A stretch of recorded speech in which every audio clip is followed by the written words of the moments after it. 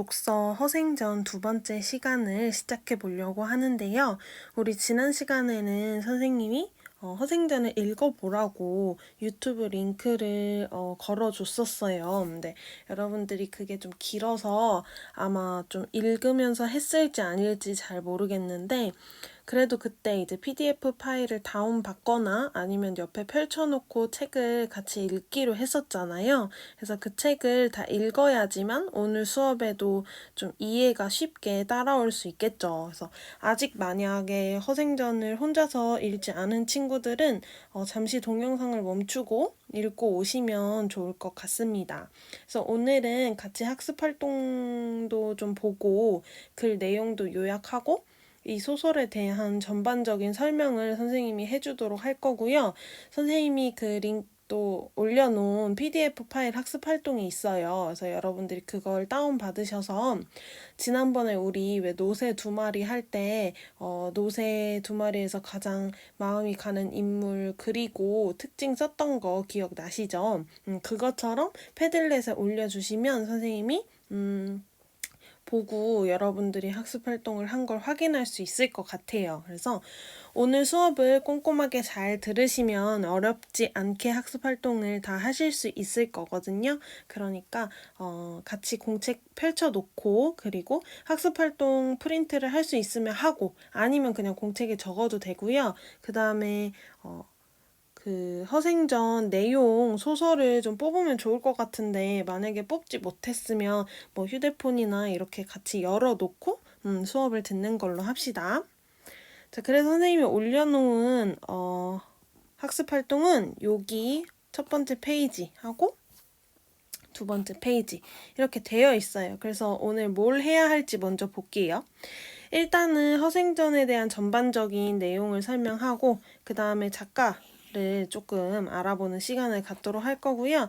이 스스로 줄거리 요약은 선생님이 줄거리 요약을 해줄 건데 이걸 이제 공간에 따라서 어떤 사건들이 있었는지를 여러분들이 수업 끝나고 스스로 적어보는 시간을 가지면 좋을 것 같아요. 그 다음에가 가장 중요한 요 부분입니다. 그래서 여기 이 글에 나타난 당시의 사회문화적 배경을 통해서 작가가 비판하고자 했던 것을 생각해보자 라는 학습 활동이 있는데 선생님이 지난 시간에 글로도 올려줬지만 이 소설은 엄청 유명한 풍자소설이에요.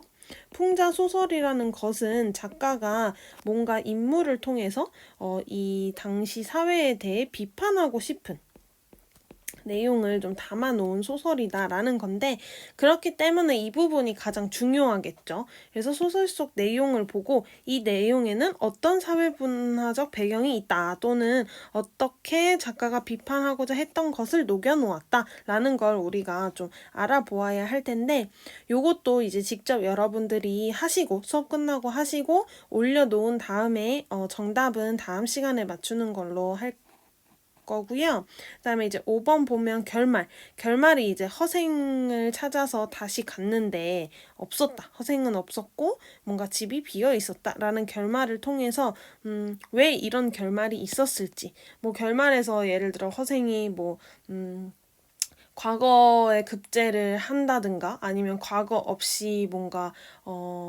요 높은 지위에 오른다든가 아니면 뭐 여러 가지 결말이 있을 수 있었는데 굳이 이렇게 허생이 사라지게 만든 것 이건 왜 그랬을까라는 걸 우리가 좀 생각을 해보자라는 거예요.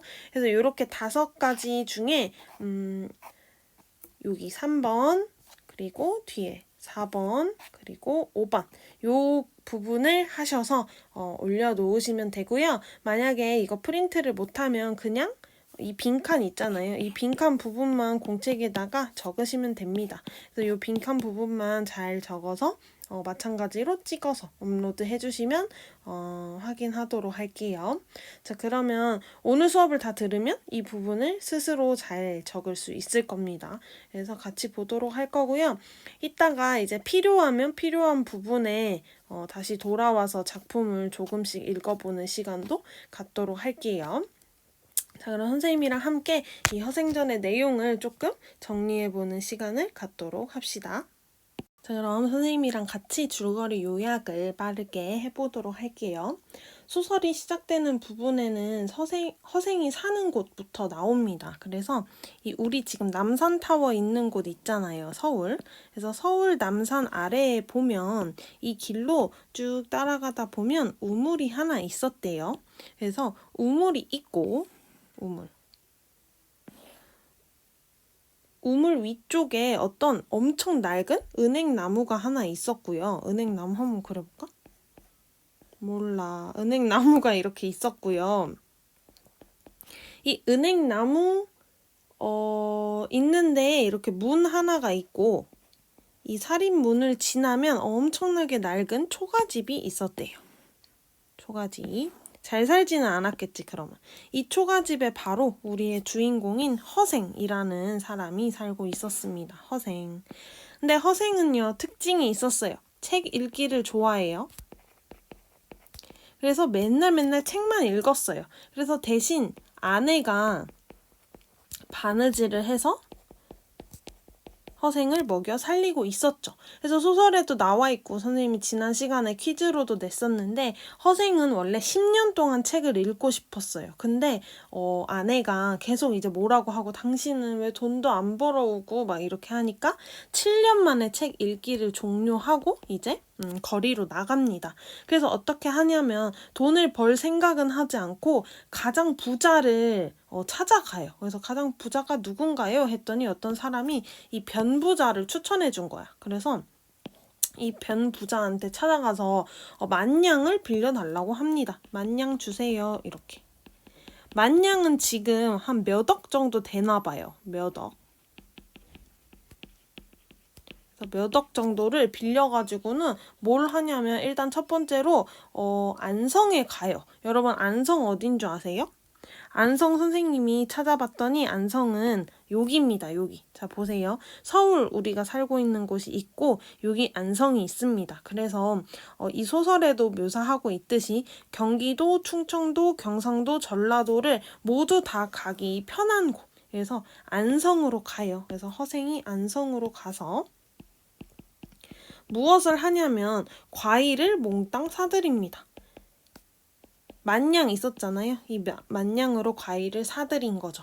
그랬더니 우리 이제 또 추석도 다가오고 하는데 이렇게 과일이 필요한 때가 있잖아요. 차례도 지내야 되고 잔치도 해야 되고 제사도 해야 되고 하는데 과일이 없으니까 난리가 난 거예요. 그래서 사람들이 허생을 찾아와서 제발 과일 좀 팔아달라고 사정을 하게 되고 그래서 과일을 10배의 가격을 받고 팔아요. 그랬더니 허생은 또 부자가 됐겠죠. 그러면 만냥이 있었는데 이거에 10배를 벌게 된 거 아니에요. 이렇게 이제 돈을 엄청나게 벌게 됩니다.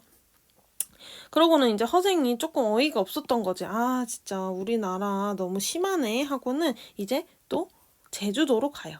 제주도 돈을 완전 벌고 나서 이제 제주도에 갑니다.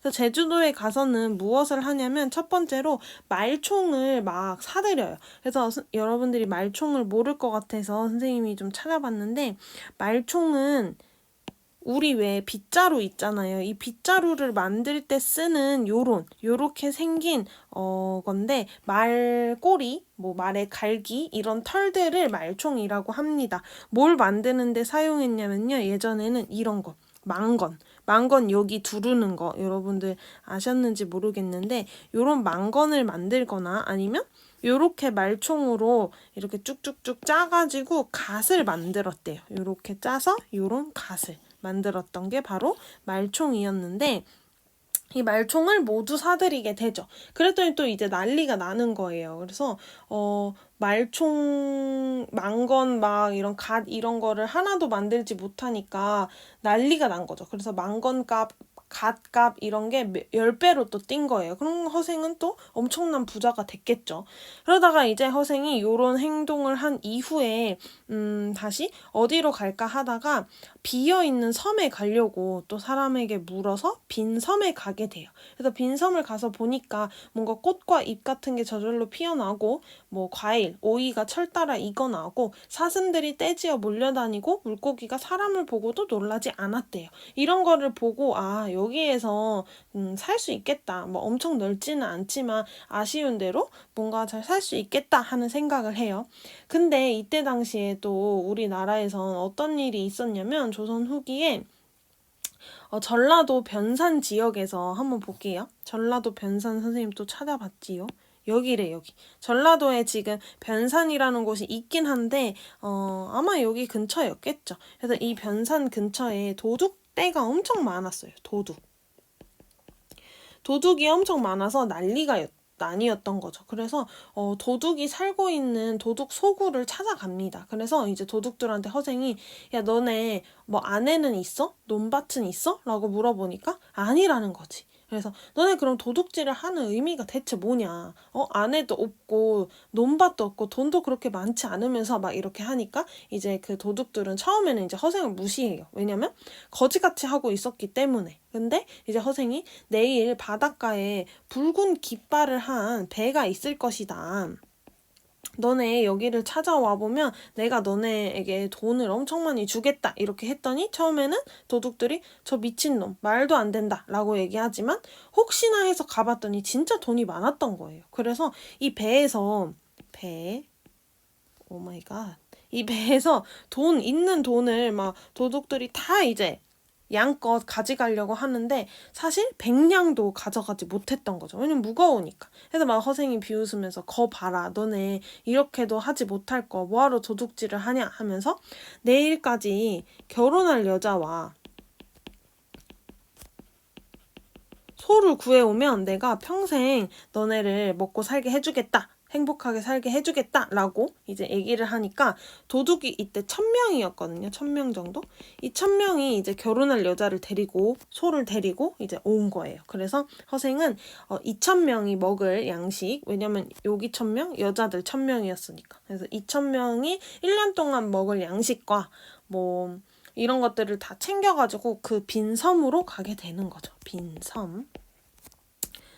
빈 섬으로 가게 됩니다. 그래서 처음에는 뭔가 3년 동안 먹을 양식을 저장해 놨다가 이제 나머지는 장기도라는 곳에 가서 막 팔아요. 그래서 은을 얻어옵니다. 근데 이 장기도는 지금의 약간 일본의 나가사키 지역이라고 하는데 뭐 아무튼 여기에 가서 막 팔고 오고 막 그렇죠. 그래서 허생은 원래 이 빈 섬에서 뭔가 옷을 입는 그런 의관 양식이나 문자 같은 걸 만들고 싶었는데 그렇게까지 하지는 못했어요. 그래서 그렇게까지 하지는 못하고 대신에 그 도둑들이랑 여자들한테 아이를 낳으면 이제 뭐 오른손으로 밥을 먹게 하고 뭐 먼저 태어난 사람이 음식을 먹도록 해라 라는 말을 이제 남기고 자기가 탈 배만 남겨놓고 나머지는 다 불살라 버린 뒤 은도 다 버리고 그 다음에 이제 다시 조선으로 떠나게 됩니다. 그때 또 약간 어떤 행동을 하는데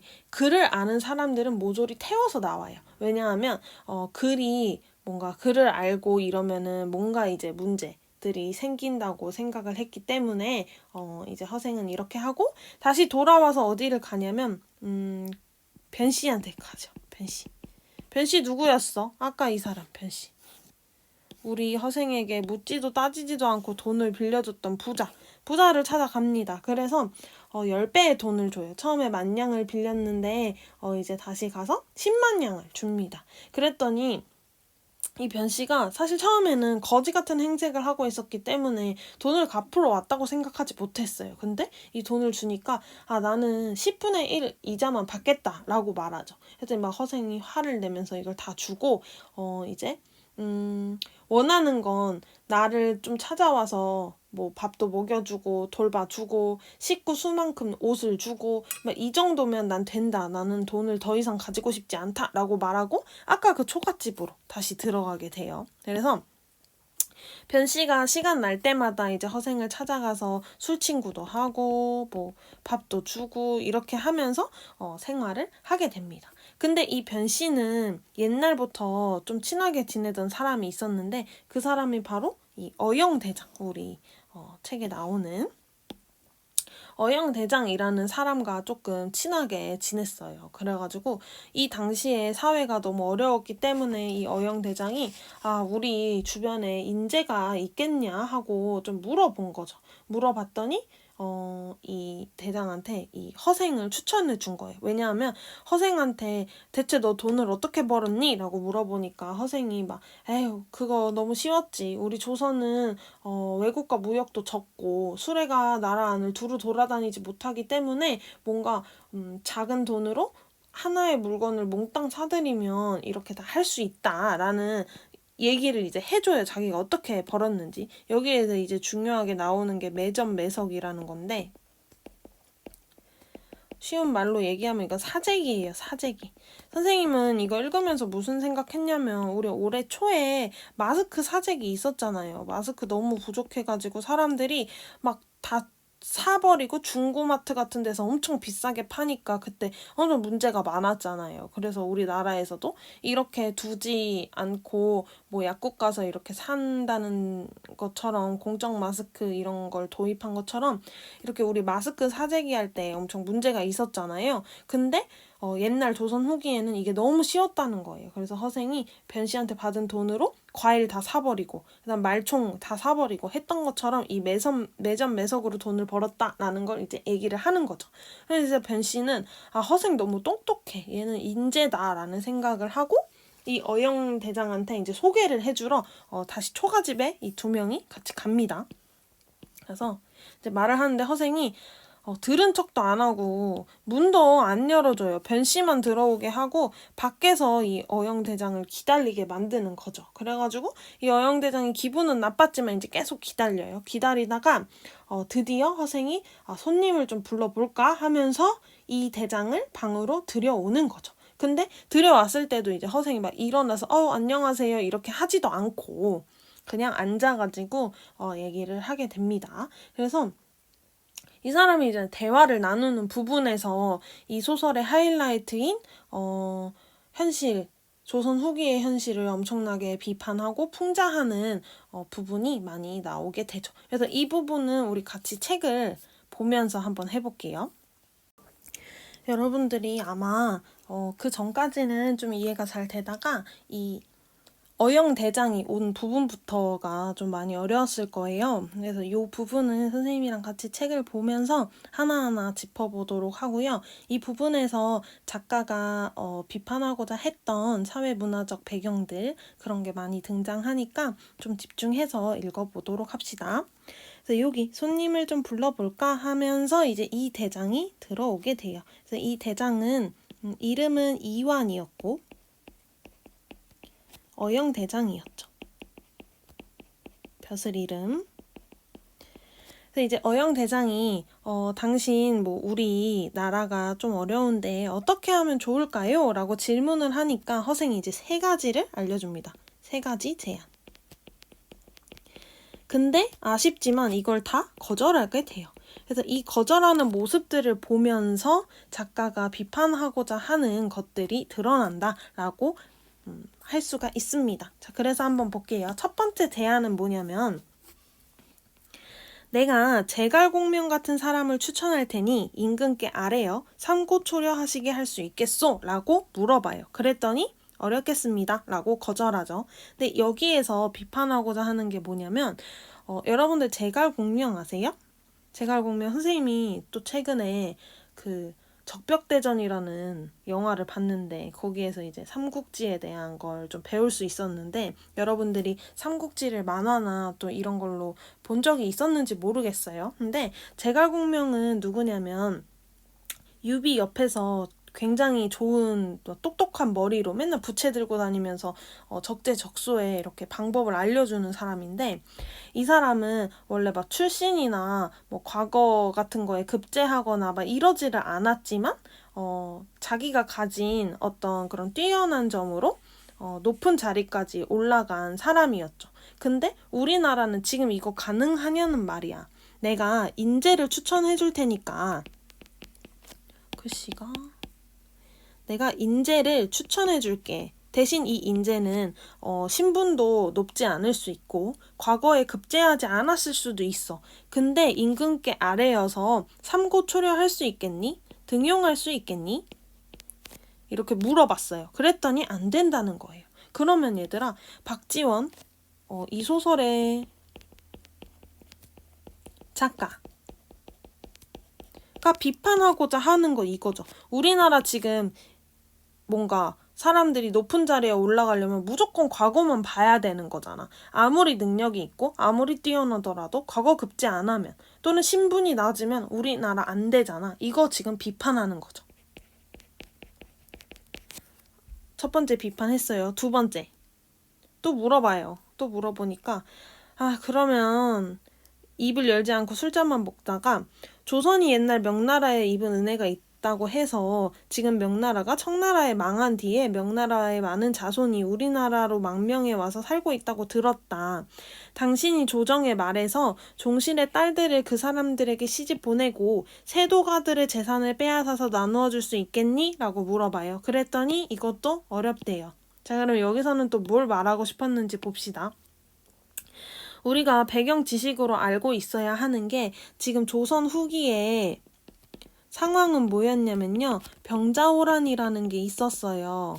여러분들이 중학교 2학년 때 배웠을 건데 역사 시간에 병자호란은요. 조선과 청나라가 싸워서 결국에는 청이 이깁니다. 그래서 이 당시에는 어떤 것들이 있었냐면요. 북벌론이라고 해서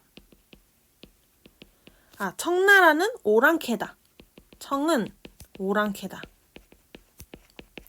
우리는 청을 배척해야 된다. 정벌해야 한다. 라는 뜻이에요. 그리고 우리는 대신에 예전에 임진왜란 때 우리나라를 도와줬던 명과 친하게 지내자. 청은 오랑캐, 명이랑 친하게 지내자라는 게 이 당시에 사람들의 뭔가 생각이었어요. 조정의 생각이었어요. 그래서 이제 허생이 말하기를 그렇다면 우리 명이랑 친하게 지낸다며 너네가 청 싫다며 오랑캐라며 그러면 명나라의 자손들 우리나라에 많잖아. 그러면 우리나라의 왕이랑 결혼시키는 거야. 왕의 그 자손들이랑 결혼시키는 거야. 그 다음에 돈도 줘. 사대부들의 돈 주는 거야. 너네 명 좋다며. 그럼 니네 돈 줘. 그 다음에 왕실의 자제들이랑 결혼도 시켜. 그러면 얼마나 좋아? 라고 말하니까 어렵겠다는 거죠. 그럼 또 뭘 비판하고 싶다는 거야? 너네 명이랑 친하게 지내자고 하면서 왜 이것도 못하니? 니네 돈 주고 막 이러는 거는 또 안 된다니. 너무 너네 좀 앞뒤가 다른 거 아니야? 라면서 비판을 하고 있는 거죠. 자, 여기까지 이해되셨나요? 그럼 세 번째입니다. 세 번째. 자, 마지막. 그럼 아주 쉬운 일 한 가지 있는데 할 수 있냐 한번 들어볼게요. 천하를 도모하고자 한다면 먼저 호걸들이랑 사귀지 않으면 안 돼. 호걸 뭐냐면 여기 밑에 나와 있죠.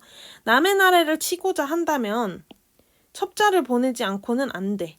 지금 청나라가 천하의 주인이라고는 하지만 중국 사람들과는 친하지 못한 판이니 다른 나라보다 먼저 항복을 하고 우리나라를 제일 믿고 있다. 너네 지금 청 오랑캐라 하지만 사실 우리나라가 제일 빨리 항복했으니까 우리나라를 믿고 있어. 그러니까 우리가 당나라 원나라 때처럼 우리나라 젊은이들을 청나라에 유학도 보내고 청 싫다는데 그치? 유학도 보내서 벼슬도 하게 하고 상인들도 자유롭게 왕래할 수 있도록 하고 하면 너무 기뻐할 거야. 그러면 우리나라 안에 젊은 사람들을 뽑아서 되놈처럼 변발시키고 되놈의 옷을 입혀서 보내고 과거 보도록 하고 장사도 하게 하고 장사치들이 가서 막 정탐도 하게 하고 이러면 병자호란의 치욕을 씻을 수 있을 거다라고 말하니까 그거는 진짜 절대 안 돼. 사대부들이 몸을 삼가고 예법을 지키는 마당에 누가 자기 자식의 머리를 깎고 되놈의 옷을 입히겠습니까? 그러면 이거 사대부의 뭔가 허례허식 이런 걸 비판하는 거죠. 자, 넘어가 봅시다. 그 사대부들 대체 어떤 놈이냐? 옷은 누구 돌아가셨을 때 입는 것처럼 하얗게만 입고 머리는 상투 트는데 이건 남쪽 오랑캐 풍습 아니냐. 그러면서 무슨 예법이네 어쩌네 하면서 주둥이를 놀리냐. 그리고 말타기, 칼쓰기, 창찌르기, 활쏘기, 돌팔매질 이런 거 해야 될 판국에 그 넓은 소매의 옷. 왜 우리 옛날 사람들 소매가 이렇게 넓었잖아요. 이거 하나도 실용성 없는 이런 옷 입으면서 어떻게 말타기, 칼쓰기 이런 거 하냐. 이런 옷으로 이런 옷 입고 그러면서 예법만 찾냐 이러면서 또 비판하는 거죠. 그럼 얘는 사대부를 비판하는 거죠. 내가 벌써 3가지나 말해줬는데 다 못한다 하면서 네가 어떻게 신임받는 신하냐. 너는 죽어라 하면서 막 칼을 찾아요. 그러니까 어영대장이 도망가게 되죠. 그리고 선생님이 학습활동 마지막에 물어봤었던 다음날 다시 허생의 집을 찾아갔지만 비어 있었다 라면서 이 허생전이 끝나게 됩니다. 자, 그러면 여기에서 우리가 알아야 할 중요한 포인트는 뭐냐면 첫 번째, 허생 어떻게 돈을 벌었어요? 매점 매석으로요. 사재기 했죠. 그럼 이거 조선의 매점 매석이 가능한 취약한 경제를 비판했던 거예요. 취약한 시장 경제를 비판한 거죠. 두 번째, 처음에 어영대장한테 말했던 첫 번째 방안, 인재, 등용 방식. 똑똑하고 재능이 있으면 과거는 못 붙으면 어때? 집안은 좀 가난하면 어때? 인재 등용해줘라 라고 했지만 거절당한 거죠. 그럼 이것도 비판한 거고. 세 번째, 너네 지금 청은 배척하고 명은 의리를 지키자고 하면서 명나라 사람들이랑 우리나라 지금 왕의 자손들이랑 결혼은 왜 못 시키고 사대부들의 돈 뺏어서 이거는 왜 못 줘? 이거 비판. 네 번째, 너네 사대부들 칼 쏘기. 칼을 왜 쏘지? 칼. 그다음 활 쏘기. 이런 거 해야 되는데 그렇게 막 허옇고 소매 넓은 옷 입으면서 그런 거는 어떻게 해? 라면서 지금 비판하는 거죠. 이런 모든 것들을 비판하고 있다라는 걸 우리가 포인트로 알아두고 학습활동 종이로 한번 넘어가 볼게요. 자, 여기. 자, 선생님이 얘기했던 것처럼 이거 조선 후기의 한문 소설이고 비판하는 풍자 소설이고 주인공 허생을 통해서 작가 박지원의 사상을 드러내고 있어요. 그럼 작가 박지원은 어떤 사람이었냐 하면 홍대용, 박제가 등과 함께 청나라의 문물을 받아들이고 배워야 한다는 북학파였어요. 얘들아, 선생님이 아까 얘기했던 병자호란 이후 우리나라는 북벌론이라는 게 있었어요. 청은 오랑캐다. 근데 얘네랑 반대되는 애들이 북학파. 청을 배우자. 북학파라는 거였는데 박지원은 북학파에 속했다라는 거고요. 두 번째, 이용후생의 실학주의자였기 때문에 뭔가 실생활에 도움되는 거 이런 게 짱이다 라는 실학. 자유롭고 재치 있는 문체로 당시의 사회상을 포착하여 여러 편의 한문 소설을 썼고요. 열하일기라는 되게 유명한 소설집이 있어요. 근데 여기저기를 여행하면서 청나라의 문물, 이게 중요하겠네. 청나라의 문물과 생활 기술 전반을 살피고 요거를 여기다가 좀 접목시켜서 소설을 쓴 거겠죠. 청나라의 신문물을 소개하고 배워야 할 점을 말했대요. 그래서 조선의 문제에 대해서 진보적인 시각으로 비판했죠. 근데 우리의 주류는 북벌론이 주류였기 때문에 배척론, 청을 배척한다. 이거 마찬가지예요. 북벌론이랑. 이게 주류였기 때문에 반발이 매우 컸고 심지어는 조금 후에 정조 때 문체반정이라는 사건이 있었는데 이때 되게 문체가 안 좋다. 박지원의 문체들이 안 좋다라는 말을 통해서 되게 지적을 받고 배척을 받았죠. 그리고 대표작으로는 이런 것들이 있는데 우리 수능을 대비하는 수능 특강이나 아니면 뭐 고등학생이 반드시 읽어야 할 소설 이런 거에 박지원 소설들이 많이 실려 있어요. 그러니까 여러분들이 이번 중학교 3학년 겨울방학 때 시간이 나면 허생전, 호질, 마장전, 예덕선생전, 민홍전, 양방전 이런 것들 꼭 읽어보세요.